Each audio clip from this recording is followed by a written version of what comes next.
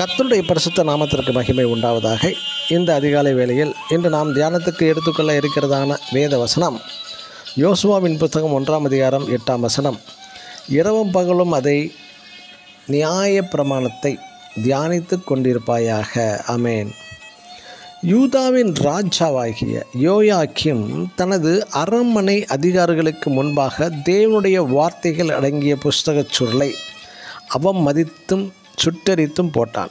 இப்படி செய்ததன் விளைவாக எரேமியா தீர்க்கதரிசி உரைத்த தீர்க்க தரிசனம், இனி தாவீதின் சிங்காசனத்தில் உட்காரும்படி அவன் ஸ்தலத்தில் ஒருவனும் இரான் மற்றும் இந்த யோயாக்கீமின் பிரேதம் பகலின் உஷ்ணத்திற்கும் இரவின் அம்புக்கும் எரிந்து விடப்படும். ஒரு கழுதை புதைக்கப்படும் வண்ணமாக எருசலேம் வாசல்களுக்கு வெளியே இழுத்தெறிந்து புதைக்கப்படுவான். எரேமியா 22ஆம் அதிகாரம் 13ஆம் வசனத்தில் வாசிக்கலாம். நம் தேவன் தமக்கென்று கனி கொடுக்கும்படி 3 ஆண்டுகள் இந்த யோயாக்கீமுக்கு இரக்கம் பாராட்டினார்.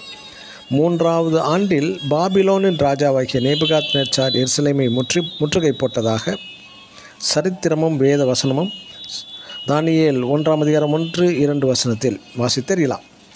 3ஆம் வருடத்திற்கு பின் யோயாக்கீம் சத்ருவின் கையில் ஒப்புக் கொடுத்தார். நாம் ஒருவேளை வேதத்தை கிழித்து போடாமலும் எரித்து போடாமலும் இருக்கலாம்.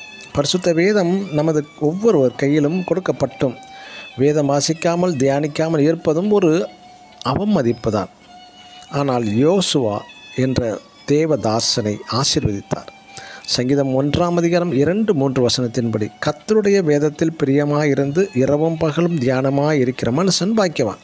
ஆம், அதன்படி செய்கிறவர்களின் கிரியைகளை தேவன் வாய்க்க செய்வார். ஆம், பிரியமான தேவனுடைய பிள்ளைகளே, நீங்கள் யோசுவாவைப் போலவும் தாவீதைப் போலவும் இருக்க விரும்புங்கள். ஆமென். God bless you.